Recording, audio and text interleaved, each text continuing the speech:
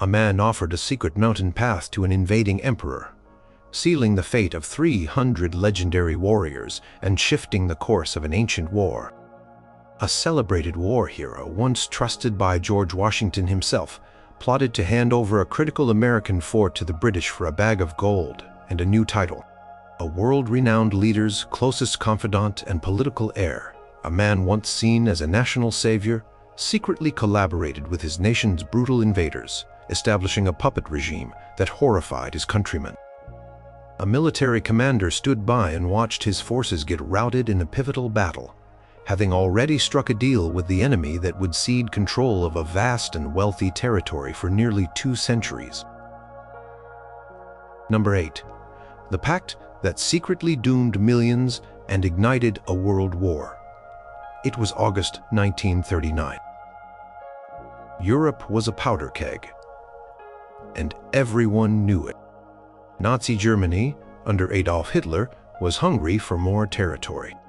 The Soviet Union, led by Joseph Stalin, preached anti-fascism but was also deeply suspicious of the Western powers like Britain and France.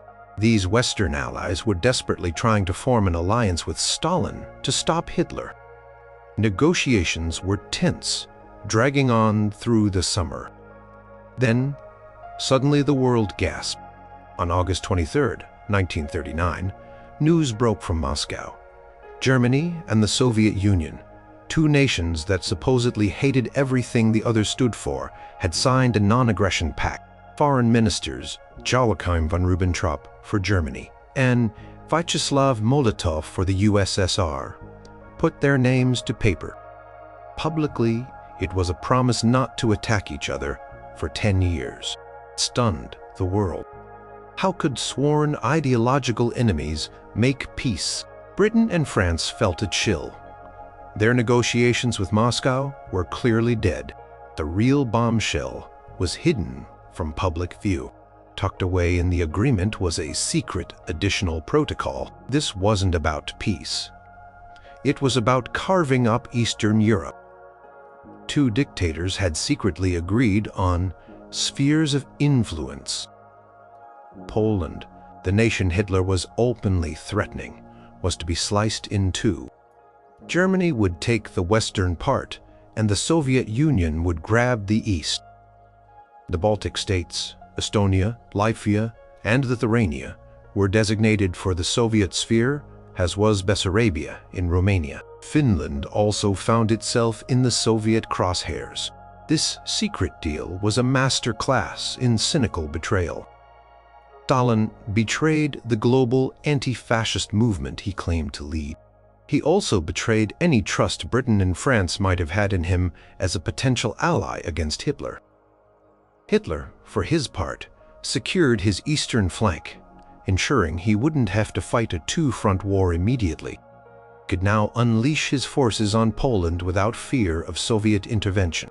Poland, of course, was the ultimate betrayed party, its fate sealed by 2 powerful neighbors without its consent or knowledge.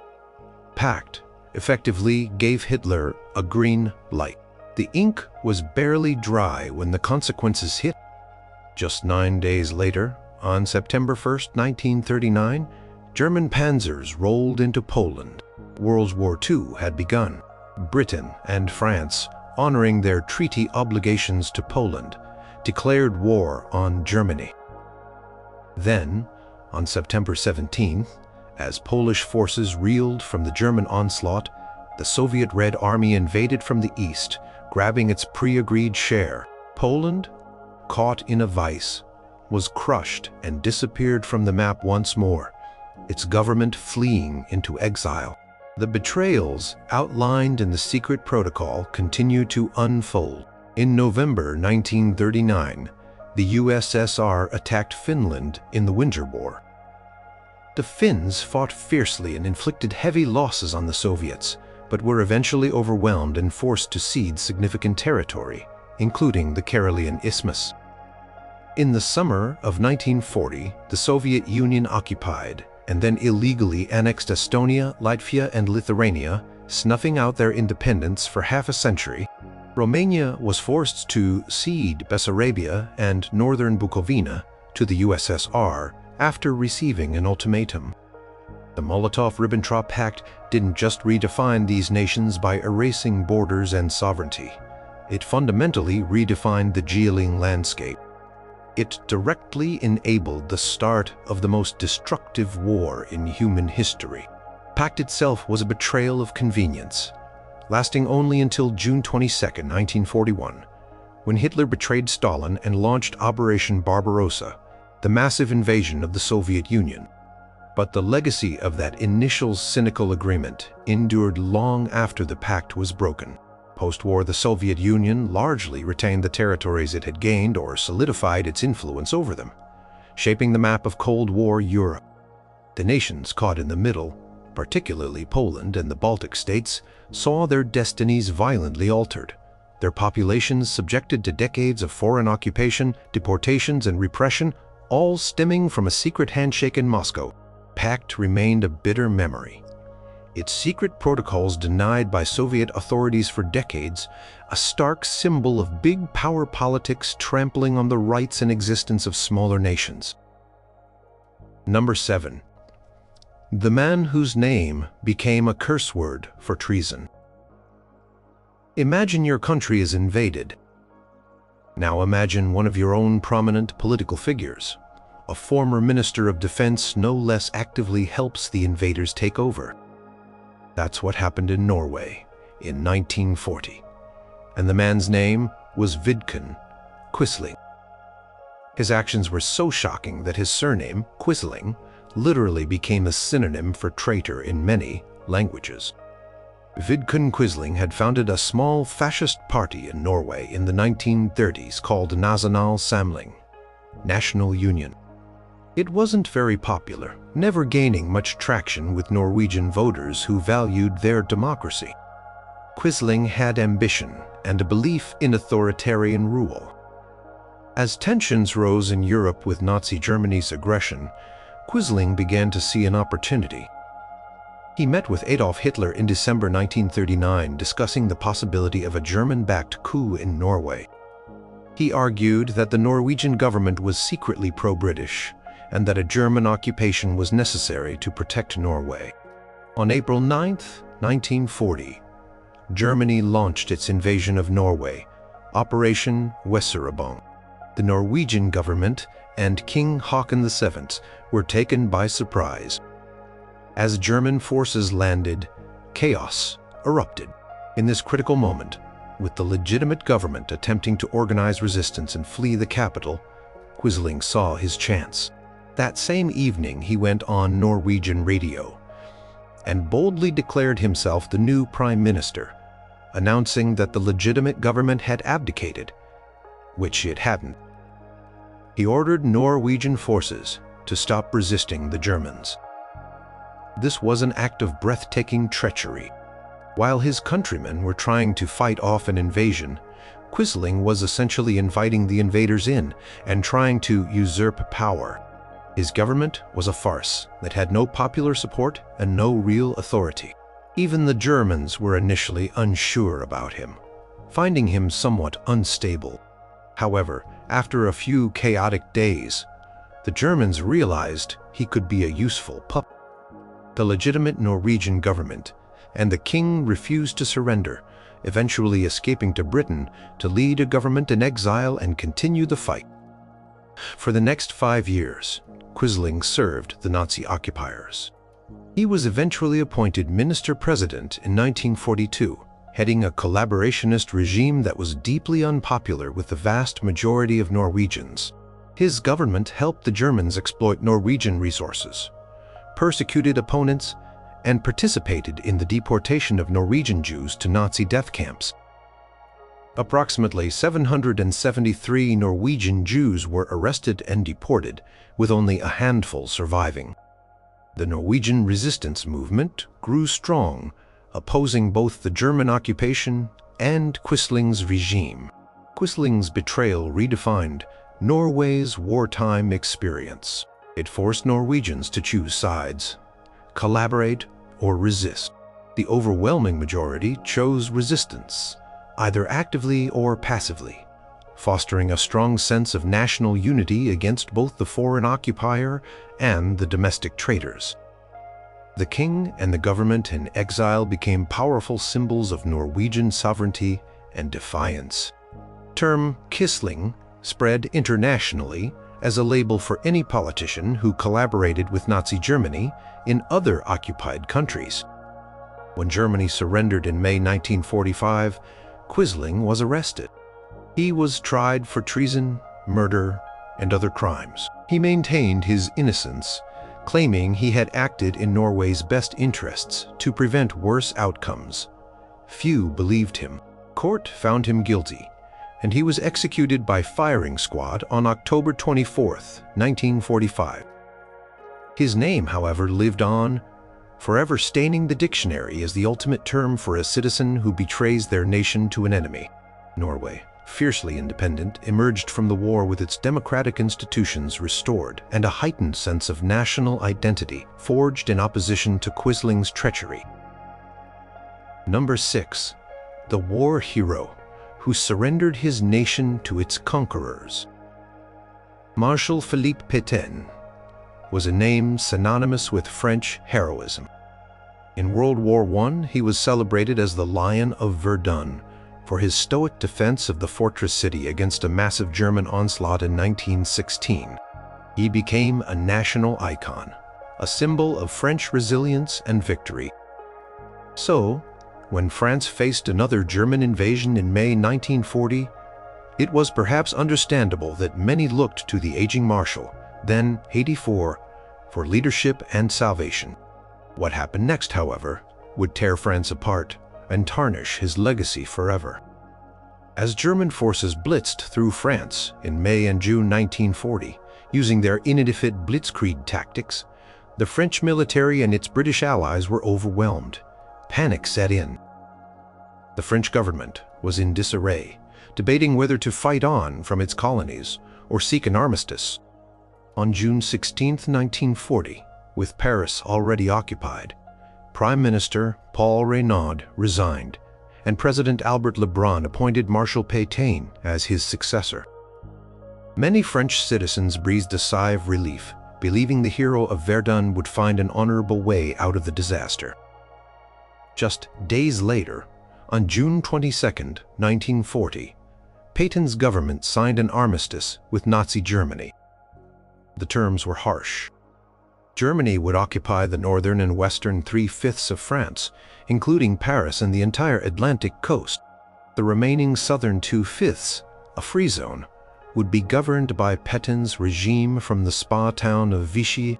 France had to pay the costs of the German occupation and demobilize its army. For many, this was a shocking capitulation. Pétain addressed the French people, famously stating, "It is with a heavy heart that I tell you today that we must cease hostilities."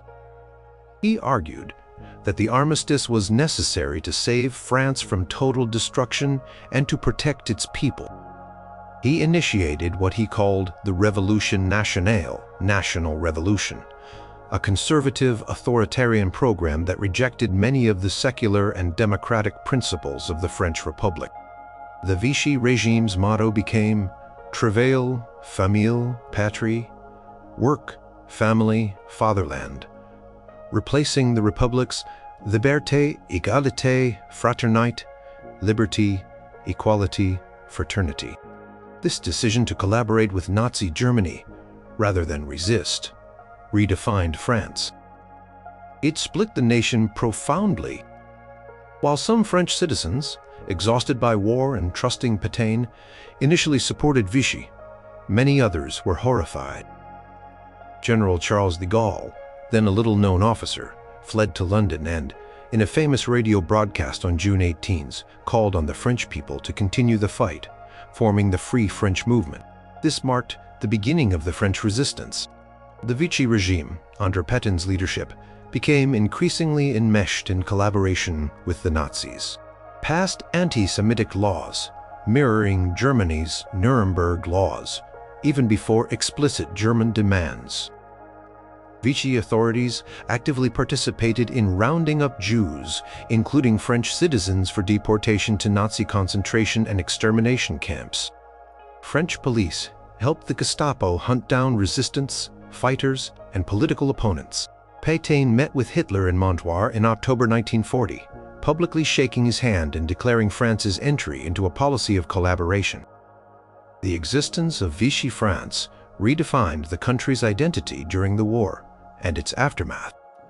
It meant that France was not simply an occupied nation, but one whose own government was complicit in Nazi crimes. This created deep divisions and moral complexities that France would grapple with for decades. After the Allied liberation of France in 1944, Pétain was arrested, tried for treason, and sentenced to death. De Gaulle, by then head of the provisional government, commuted the sentence to life imprisonment due to Pétain's age and his World War I service. Pétain died in prison in 1951. The Vichy years remain a painful and controversial period in French history, a stark reminder of how a celebrated national hero could lead his country down a path of submission and collaboration, forever changing how France viewed itself and its past. Number 5. The revolutionary hero who became a puppet for invaders. Wang Jinghui was once a celebrated figure in China, a handsome, hallowed revolutionary and a close associate of Sun Yat-sen, the revered founder of the Republic of China. In his youth, Wang was even imprisoned for attempting to assassinate the Manchu regent, an act that made him a national hero. He was a powerful orator and a key leader in the Kuomintang, KMT, or Nationalist Party. After Sun Yat-sen's death, he was a major political rival to Chiang Kai-shek. His journey from revolutionary icon to China's most notorious collaborator is one of modern history's most tragic and shocking betrayals. The backdrop was Japan's brutal invasion and occupation of large parts of China, which began in earnest in 1937. Conflict was devastating. Millions of Chinese civilians were killed, and cities like Nanjing suffered horrific atrocities. Chiang Kai-shek's nationalist government retreated inland, vowing to fight on. Within the KMT, however, a peace faction began to emerge, arguing that China was too weak to defeat Japan militarily, and that continued resistance would only lead to more suffering and eventual annihilation. Wang Jinghui became the leading voice of this faction. Wang believed that China could not win the war and that negotiating a peace, even a harsh one, was the only way to preserve some semblance of Chinese sovereignty and protect the people. He became convinced that collaboration with Japan was a bitter necessity. This put him in direct opposition to Chiang Kai-shek and the mainstream KMT, who advocated for total resistance. In December 1938, Wang secretly fled Chongqing, Chiang Kai-shek's wartime capital, and flew to Hanoi in French Indochina. From there, he issued a public statement calling for peace with Japan, based on proposals made by the Japanese Prime Minister. This was seen by many Chinese as an act of treason. The Japanese, eager to find a prominent Chinese figure to legitimize their occupation, welcomed Wang's overtures. After months of negotiations, Wang Jinghui, in March 1940, established a new reorganized national government of the Republic of China in Nanjing, the city that had suffered so terribly at the hands of Japanese troops just a few years earlier. This government claimed to be the legitimate government of China, but it was widely recognized both within China and internationally as a Japanese puppet state. It adopted the KMT flag and claimed to uphold Sun Yat-sen's principles, but its existence depended entirely on Japanese military power, and its policies were dictated by Tokyo. Wang's regime controlled only the Japanese-occupied territories. He hoped that by collaborating, he could moderate Japanese excesses and provide some stability for the Chinese people under occupation. He argued he was saving lives by preventing even harsher, direct Japanese rule. However, his government was used by the Japanese to exploit Chinese resources for their war effort and to suppress anti-Japanese resistance. It had its own army, but this force was primarily used to fight against Chinese partisans and communists, effectively pitting Chinese against Chinese. This betrayal redefined the Chinese struggle during World War II. It created a third major faction in China, alongside Chiang Kai-shek's nationalists and Mao Zedong's communists, who were also fighting the Japanese and sometimes each other. Wang's collaborationist government became a symbol of national shame and division. For the millions of Chinese suffering under Japanese occupation, Wang was not a savior but a traitor who had sold out his country. The KMT in Chongqing officially expelled him and condemned him as a Hanjian, traitor to the Han Chinese. Wang Jingwei died in Japan in November 1944, just before the end of the war, from complications related to an assassination attempt years earlier. After Japan's surrender in 1945, his regime collapsed. His followers were arrested, and many were executed for treason. Wang himself was posthumously condemned. His grave near Sun Yat-sen's mausoleum in Nanjing was destroyed by Chiang Kai-shek's orders. Wang Jingwei's legacy remains highly controversial. While some revisionist historians have attempted to portray his motives as complex and perhaps even patriotic in a twisted way, aiming for damage control, for most Chinese, he remains the archetypal traitor, a man who abandoned his nation in its darkest hour. His actions fractured China at a critical time and left a deep scar on the national psyche. Number 4. The American war hero who sold his allegiance for gold. Benedict Arnold. In America, his name is not just a name. It's a synonym for traitor. But what makes his story so shocking is that before his betrayal, Arnold was one of the American Revolution's most brilliant and celebrated military commanders. He was brave, daring, and instrumental in several key American victories. George Washington himself deeply trusted him. His fall from hero to villain is a stark tale of ambition, resentment, and greed. In the early years of the Revolutionary War, Arnold was a force of nature. He helped capture Fort Ticonderoga in 1775, a crucial early victory. He led a grueling and heroic expedition through the Maine wilderness to attack Quebec, though the assault ultimately failed and he was severely wounded. He played a vital role in the Battle of Ridgefield, and most famously was a key figure at the battles of Saratoga in 1777. Saratoga, he defied orders, rode into the heart of the fighting, and rallied the American troops to a decisive victory that convinced France to ally with the fledgling United States. He was wounded again in this battle, his leg shattered. Despite his battlefield successes, Arnold felt increasingly slighted. He believed Congress and other officers did not give him the recognition or promotion he deserved. He was passed over for promotion several times, while less experienced or capable men were elevated above him. He also accumulated significant personal debt, partly from his lavish lifestyle and partly from using his own money to fund his military campaigns, for which he felt inadequately reimbursed by Congress. These grievances festered. In 1778, while serving as the military governor of Philadelphia after the British evacuated the city, Arnold's resentment deepened. He lived extravagantly and faced accusations of corruption and misusing his authority for personal gain. He married Peggy Shippen, a young woman from a prominent Loyalist family with connections to British officers. It's believed Peggy played a significant role in connecting Arnold with the British. Sometime in 1779, embittered and in financial trouble, Benedict Arnold began secret communications with the British. He offered his services to them. His price was high, £20,000, a massive sum at the time, equivalent to millions today, and a general's commission in the British Army. His most valuable asset to betray was West Point, a critical American fortress on the Hudson River. Control of West Point would have allowed the British to cut off New England from the rest of the colonies, potentially crippling the American war effort. In August 1780, through his influence with Washington, Arnold managed to secure command of West Point.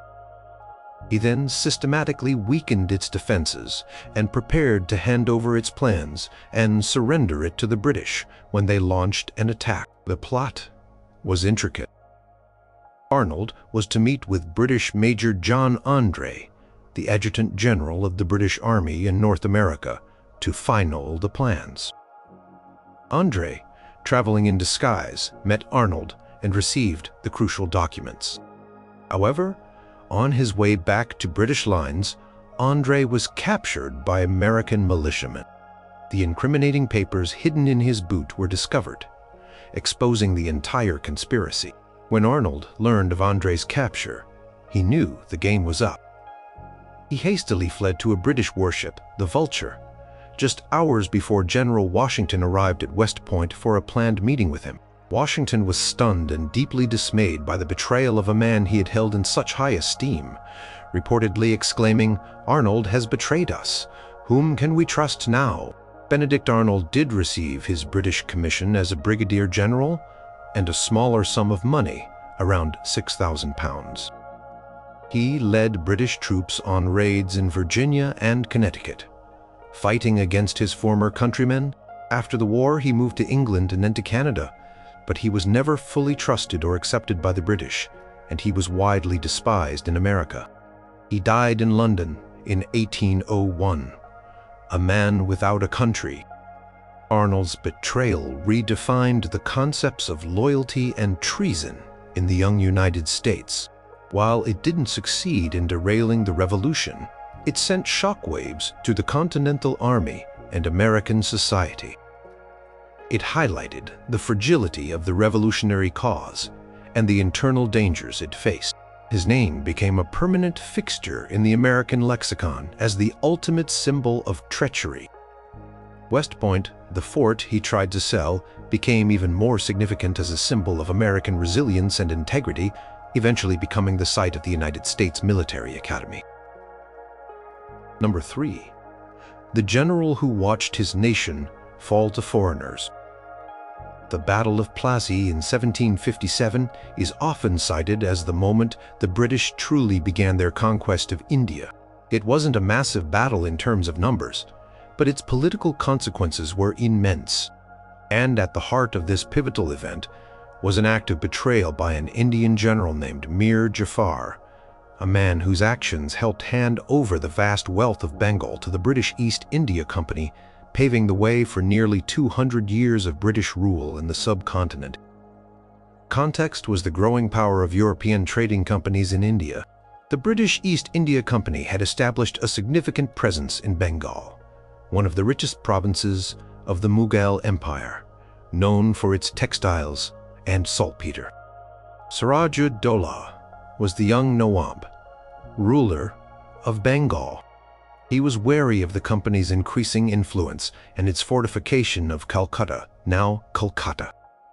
Tensions escalated, leading to Siraj-ud-Dowlah capturing Calcutta in 1756.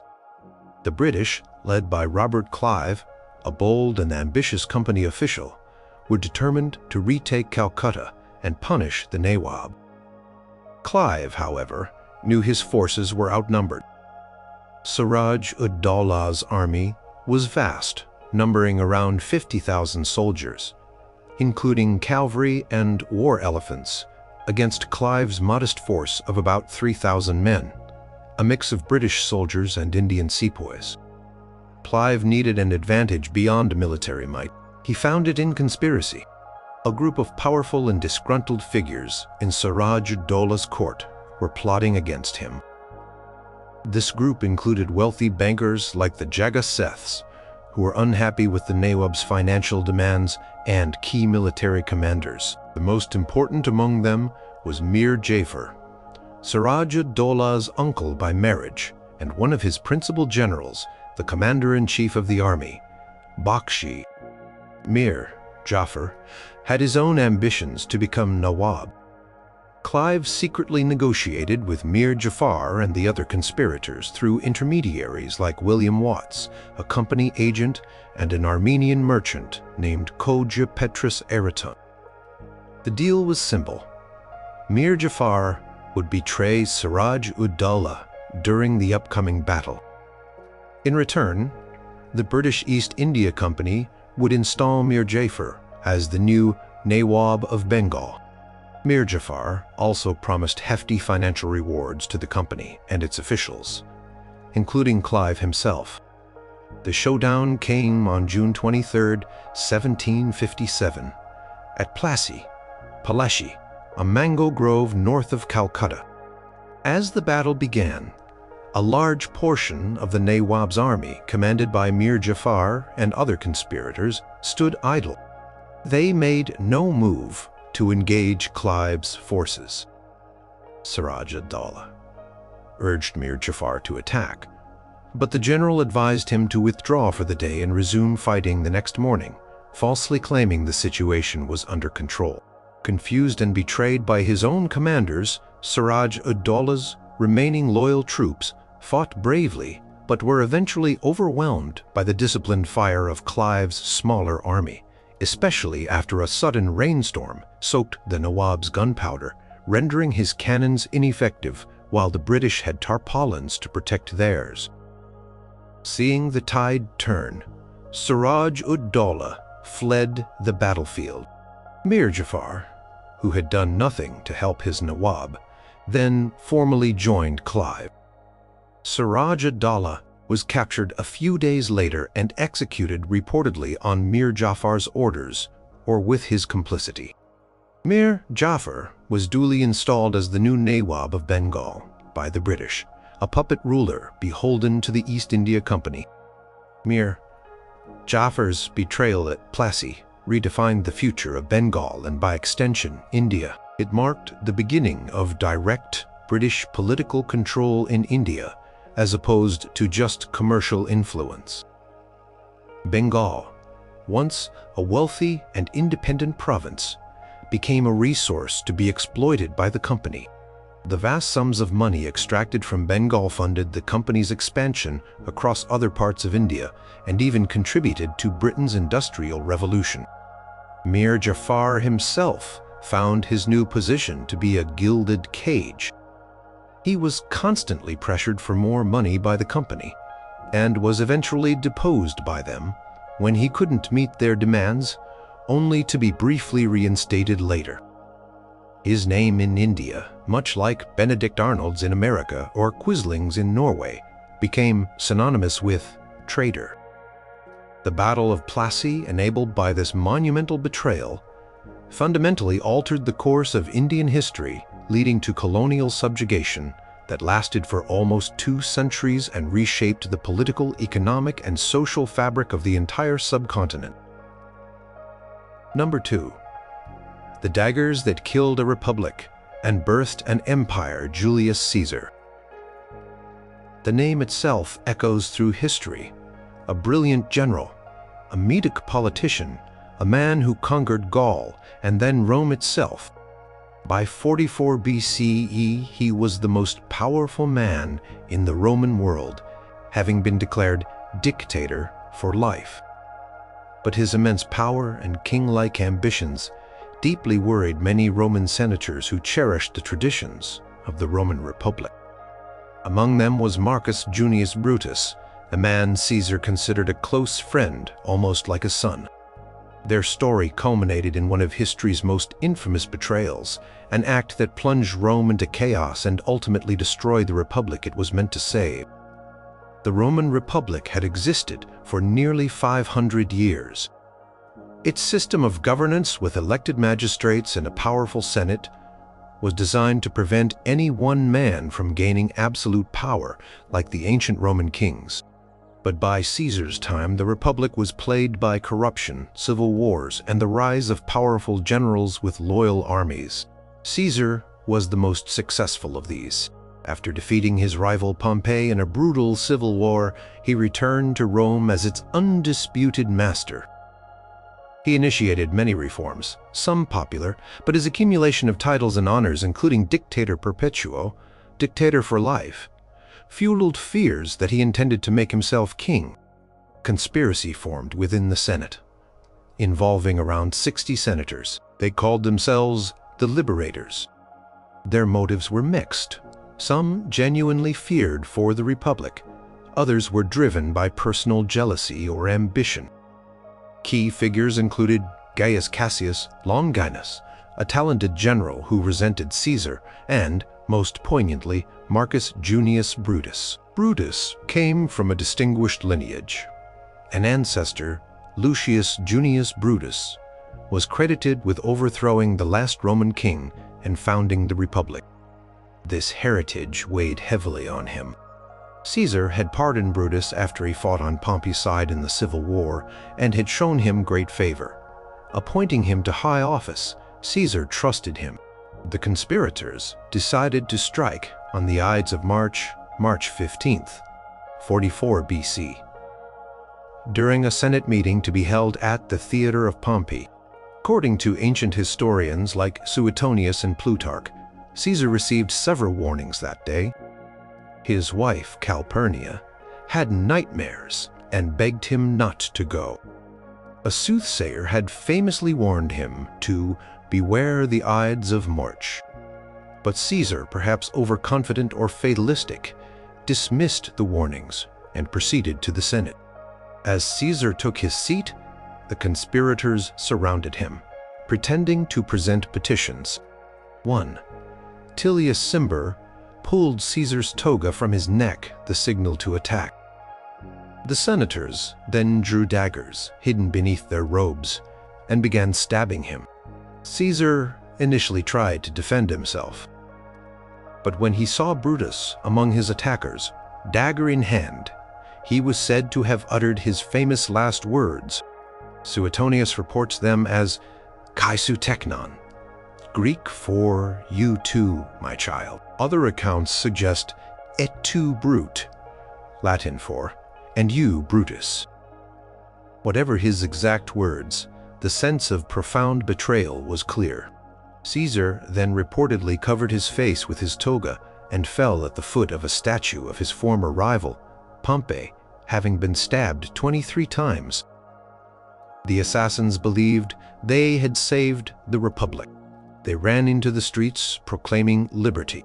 The Roman populace, many of whom had adored Caesar, did not rally to their cause as expected. Instead, Caesar's death created a power vacuum and unleashed years of new civil wars. Mark Antony, Caesar's loyal lieutenant, and Octavian, Caesar's adopted son and heir, soon turned public opinion against the conspirators. Brutus and Cassius were forced to flee Rome and raise armies in the east. The betrayal of Caesar did not restore the Republic. It hastened its demise. The ensuing civil wars saw Antony and Octavian defeat Brutus and Cassius at the Battle of Philippi in 42 BC, where both conspirators died by suicide. The final round of civil wars pitted Antony, allied with Cleopatra of Egypt, against Octavian. Octavian emerged victorious in 31 BCE. A few years later, in 27 BC, Octavian, now known as Augustus, became the first Roman emperor, effectively ending the Roman Republic and ushering in the Roman Empire, which would last for centuries. The assassination of Julius Caesar, driven by Brutus's agonizing choice between loyalty to a friend and what he believed was loyalty to the Republic, redefined Rome and the Western world. It demonstrated that even acts intended to preserve an old order could, paradoxically, accelerate its collapse and give rise to something entirely new and unforeseen. The figure of Brutus remains complex, a principled idealist to some, a misguided traitor to others, but his role in Caesar's death is an undeniable turning point in history, forever associated with the pain of betrayal by a trusted friend. Number 1. The Shepherd Who Showed Invaders, the Secret Path to Glory. The Battle of Thermopylae in 480 BC is one of history's most legendary last stands. A small force of Greeks, famously including 300 Spartans, led by King Leonidas, held off a massive Persian army under King Xerxes for several days in a narrow coastal pass. Their bravery became an enduring symbol of courage against overwhelming odds. This heroic defense was ultimately undone, not by the Persians' might alone, but by an act of betrayal from a local Greek named Ephialtes of Trachis. His treachery turned a strategic choke point into a death trap and allowed the Persians to advance into Greece. King Xerxes, the first of Persia, had assembled an enormous army and navy to conquer Greece, seeking to avenge a previous Persian defeat and expand his empire. The Greek city-states, often disunited, managed to form a fragile alliance to resist the invasion. They decided to make a stand at Thermopylae, a narrow pass where the mountains came close to the sea. This terrain would neutralize the Persians' numerical superiority, as they could only attack in limited numbers. For 2 days, the heavily outnumbered Greeks, with the Spartans at their core, repelled wave after wave of Persian attacks. Persians suffered heavy casualties, and Xerxes grew increasingly frustrated. The Greek hoplites, with their superior armor, long spears, and disciplined phalanx formation, proved incredibly effective in the tight confines of the pass. It seemed the Greek strategy might just work, or at least delay the Persians significantly. Then came Ephialtes. According to the ancient Greek historian Herodotus, who is our main source for the battle, Ephialtes was a local Malian shepherd. Hoping for a rich reward from King Xerxes, he went to the Persian camp and revealed the existence of a hidden mountain track known as the Anopia Path that bypassed the Greek position at Thermopylae. This path was known to the locals, but not to the invading Persians. It was guarded by a contingent of Phocian Greeks, but Ephialtes knew it was not heavily defended. Xerxes immediately understood the strategic value of this information. He dispatched his elite troops, the Immortals, under the command of General Hydarnes, to follow Ephialtes along the path during the night. The Phocians guarding the track were taken by surprise and, after a brief skirmish, retreated higher into the mountains, leaving the path open. By dawn of the 3rd day of the battle, the Persians were descending the mountain behind the main Greek force. King Leonidas learned of the betrayal and the outflanking maneuver. He knew his position was now untenable. He made a fateful decision. He dismissed most of the allied Greek troops, ordering them to retreat and save themselves to fight another day.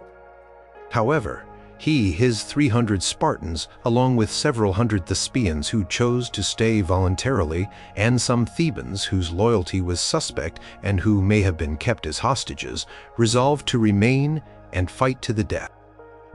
Their stand was no longer about winning the battle, but about delaying the Persians, upholding Spartan law, which forbade retreat, and setting an example of courage and sacrifice that would inspire the rest of Greece. Surrounded on both sides, Leonidas and his men fought with ferocious bravery. They inflicted more heavy casualties on the Persians before they were finally overwhelmed and killed.